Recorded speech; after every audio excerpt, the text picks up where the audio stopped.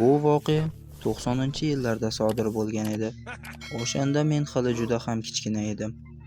Bir kuni hovlimizda junlari hurpaygan katta bir it paydo bo'ldi. U boshida qo'rqinchlidek tuyuldi.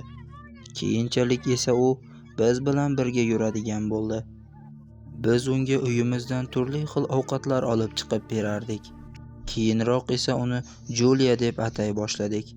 U eski uyda yashay boshladi. Uy yopiq, lekin u qazigan teshik orqali ichkariga kirardi. Biz yoriqlardan uyning ichiga qaraganimizda, u eski bir kiyim ustida uxlayotganligi ma'lum bo'ldi.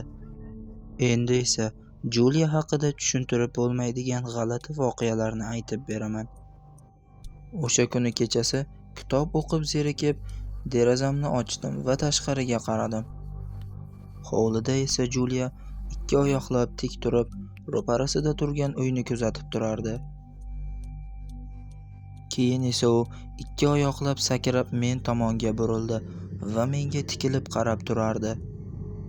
Qorong'uda esa bu juda ham qo'rqinchlidek ko'rinar edi.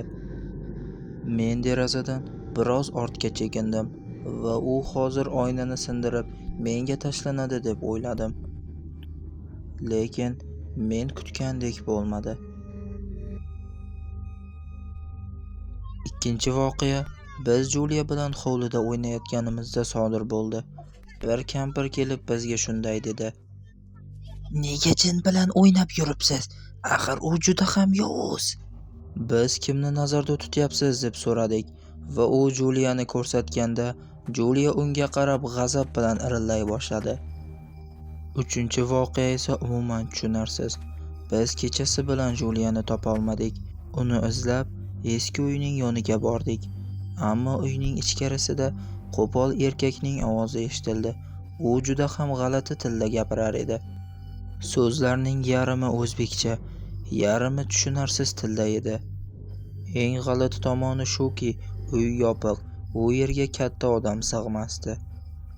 Shu paytda pastdagi teshikdan Julia chiqib, bizga qarab irillay boshladi. Biz esa undan qo'rqib qochib ketdik. Biz shuni angladikki, boshqa katta hayvonlar Juliadan qo'rqar edi. Yana u motam marosimlarini kuzatishni yaxshi ko'rardi. Odamlar unga non va boshqa narsalar tashlardi, lekin u yemasdi. Keyinchalik bizga dakki bergan kampir nevarasi bilan uy ichkarisiga kirdi. Kampir ichkariga tuz sepdi, devorlarga xochlarning rasmini chizdi va ibodat qildi. Keyin esa chiqib ketishdi. O'sha kechasi dahshatli uvillash va xurishlar eshitildi. Ertasiga esa uy eshigi ichkaridan buzilgan, Julia esa g'oyib bo'ldi. Keyin kampir bizga aytdi, bu itga jin kirgan ekan.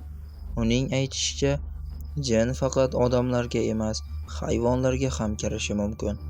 Odatda bunday hayvonlar uzoq yashamaydi. Kampir yoshligida Ural ortida bo'lgan voqeani aytib berdi. Bir ayoldan jin chiqarilib, otga o'tkazilgan ekan.